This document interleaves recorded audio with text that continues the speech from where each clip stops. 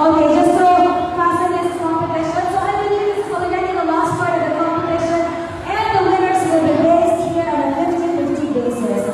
50% beauty and 50% wit and intelligence. 60-40. 60 is intelligence and 40% beauty. Thank you very much, Sir Carlo, for clarifying that. So, ladies, you will now pick a judge of your own this time. And they will have, I believe, personal questions for them coming from our judges. So, di na kayo mag-vlog, di na kayo mag-bisaya, basta di na kayo mag-chicho. Okay? Okay, let's start off with our candidate number 10 from Barangay San Rafael. We have microphones for our judges already. See, so while waiting, how are you feeling that we're almost at the end of the competition? Parang mga maguyawan, yun na yun na kayo nag-aapalan. How does it feel to be part of the top 5? Feeling grateful again, no, but you look very Filipino and super happy. Anyway, like I said, let's now pick a judge of your own choice and then they will have question for you.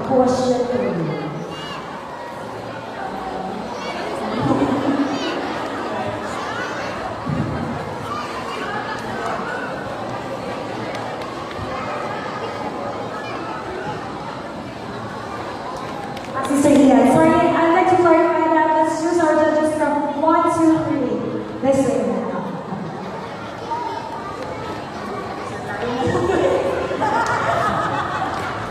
Okay, so let's move forward with your question. Kung ang imong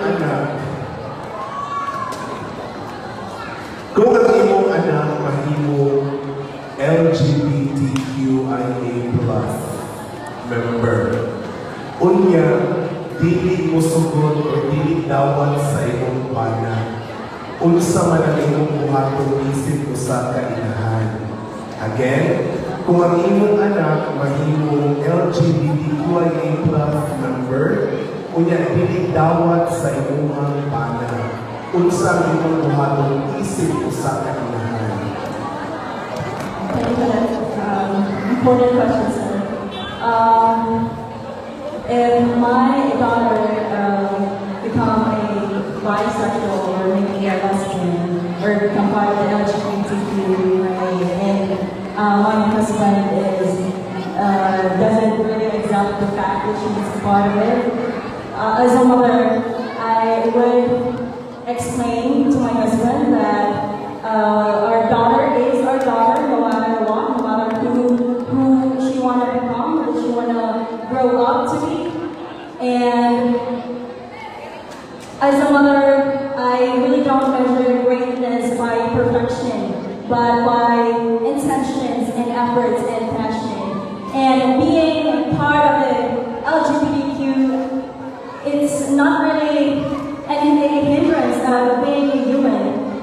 We, or every one of us, we are worthy and we are limitless. And also, I would like to inspire other women or every one of us here to continue to fight for fairness, respect, and opportunities. And that's something that I want to model to my daughter. That's something that I want to model to my daughter, that every one of us, regardless of gender, every individual, we are bound to have an equal access to respect, opportunities, and representation. And I thank you. Wow, thank you very much, candidate number 10. Also, I'm with you in that really the women empowerment is really fighting for fairness and equality. Thank you very much. You may take your exits for the meantime so we can rest a bit at the back. This time, let's welcome our candidate number 17 from Barangay Magdalor. How are you feeling? Kamusta ka na? Okay ka? Ako ba? Wala na. Okay, sige. That's very good to know. Now, let's pick a judge from Judge 1, 2, and 3. Sir Carlo again. So Judge number 2. Sige, akong gihapon, mahal kong bayan dahil. Okay, so maayong hapon or gabi na ba? Candidate number 17.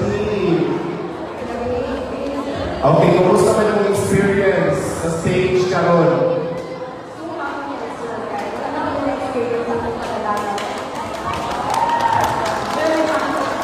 Okay, mao lang kung isa niya pala lain ng timeline. Basin inikatibuan na po na po mag-apil yung mga. Alright, so here is your question.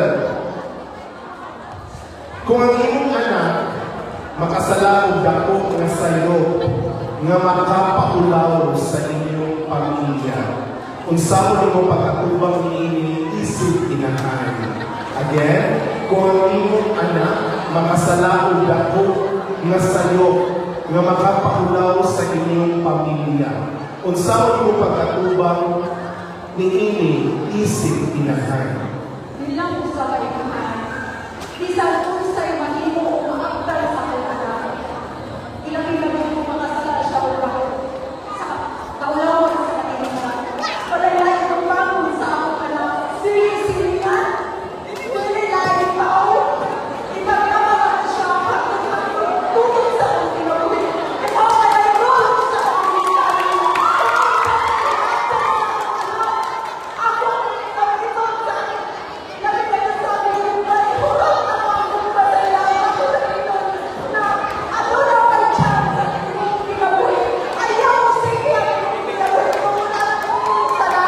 Kaya kaya akong mahimong kanimo. Galing mo panilayin mo mga lugaran. Alang-alang ihapon sa inyo ang galing mo. Manay sa inyo. Thank you very much for the emotional answer, full of love. No? So, makakakili. Thank you very much. Candidate number 7. You may now take your rest. You have got ready to go to Marco. Next, this time, let's give it up for candidate number 12 from Barangay Magtalawan. Kamusta? I saw your husband very supportive of you. Every time mo sa stage, how does it feel to have a husband very, very supportive? Super in love. Sana all. This time, let's get the judge from Judge Ron and Pugil. 1 and 3.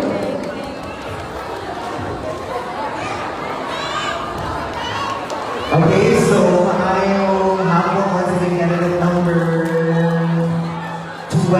Okay. Kamusta ang feeling na nasunod ka sa tapakan? Unexpected, and I'm happy and very grateful. Okay, so I will go to redeem yourself this time. So your question is, unsa ang mas importante?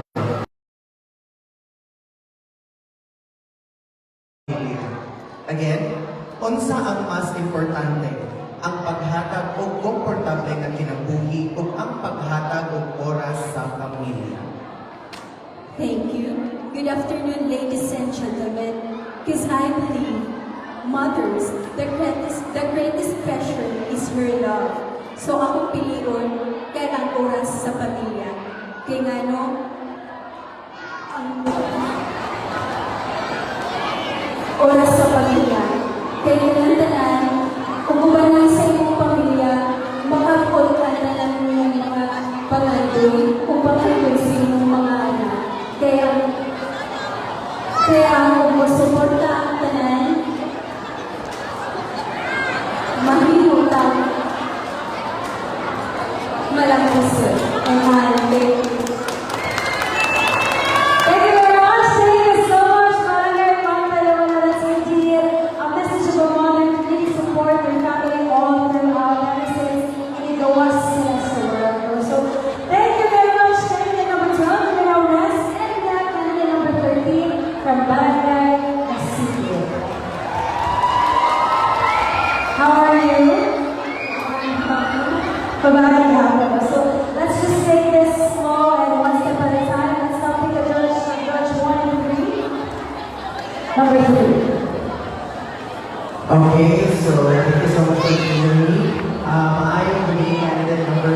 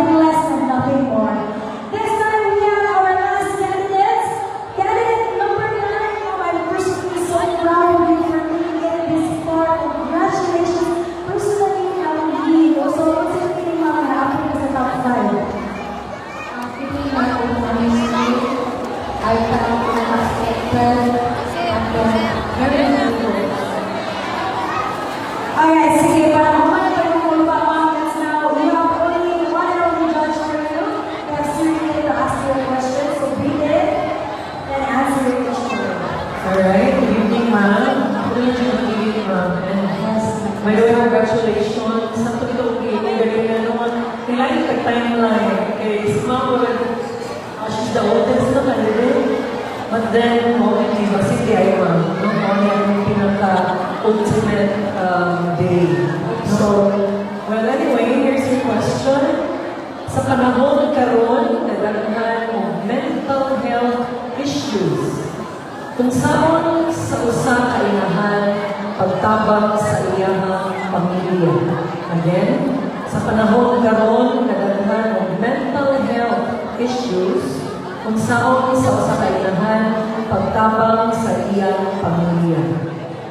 Thank you sa mga gusto ko na pangutana. Ako pinagkabang, isip ko about ng tata. Ang first, i-pray na ko siya sa God, siya guidance. And then, second is, ako siya nagtatanong sa panahon. Ako siya nagtatanong, pakita na ako ng aking love. Pero hindi siya isang panahon lahit na kaano. So, pinangalan, tagaan na siya sa panahon. Kung hindi, ako lang